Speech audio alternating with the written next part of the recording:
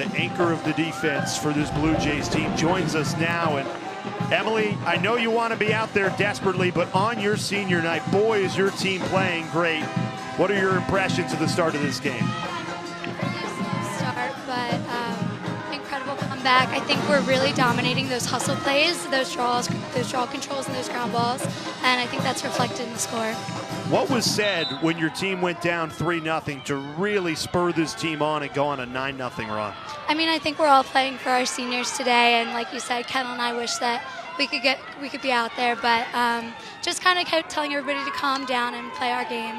And that's what we started doing. We started cutting down those unforced turnovers and really getting those ground balls on defense. Emily, you have to be proud of the defensive effort. We've been really impressed with Trinity McPherson. What have you been seeing out there just with the ability of putting the pressure on Ohio State? It's incredible. For what our defense lacks in experience, we make up for in hustle and just pure talent. And I think me especially, like, I couldn't be more proud of them. They're totally killing it today.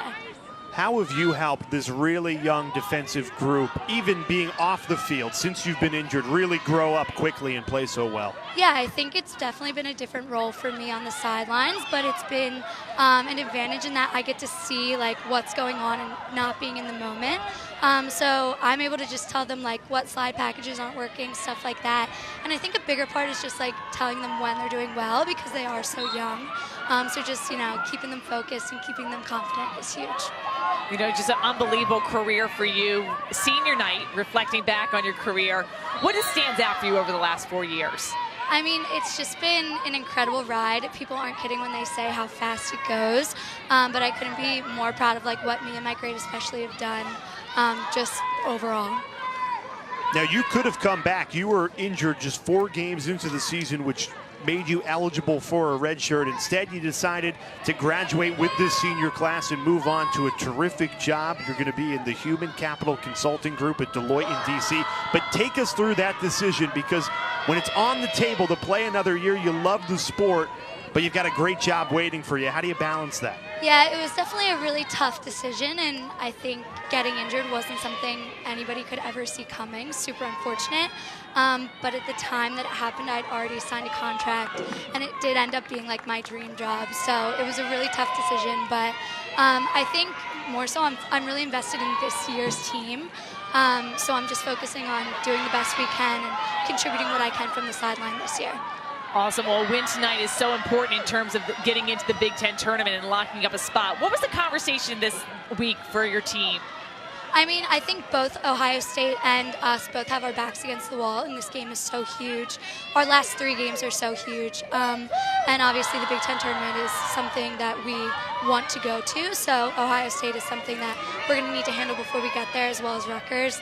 And we just addressed this week that it's a huge game, our backs against the wall, and we just need to prove and show that we deserve to continue on into the offseason. I wanted to ask you about your teammate, fellow senior captain, as Ohio State gets on the board and pulls one back.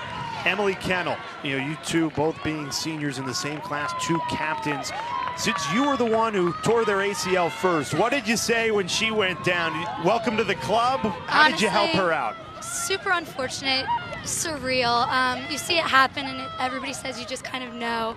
And when it happened, I was just like, tears. I know exactly what she's going through, but it's kind of funny to have a PT partner to go through everything with, and it's been helpful for me to be able to tell her what was going to happen with surgery and everything like that.